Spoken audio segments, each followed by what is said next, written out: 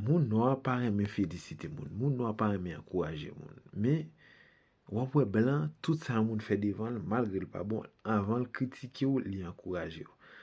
Moun noir mais premier bagay li met dans tête li. Féliciter un moun c'est tête li descend. Féliciter un moun c'est tête moun nan monter. Féliciter un moun moun nan pral faire sou moun, li pral 10, li pral date. Mais il pas jamais connaît que chaque fois ou féliciter un moun, c'est encourager moun nan pour le faire un bagay qui pi bon, pour le faire un bagay que communauté le ka aimer, petit li madame li ka aimer. Si ou pas de compte fait, apprendre féliciter moun, apprendre encourager moun. Si moun nan mette un parfum, li senti bon, féliciter l. Dil, zami ou senti bon, moi mes parfum qui sou wa. Moun nan l'a toujours gagné tendance dans tête li pour le marcher pour le sentir bon parce que bon moun qui félicite l.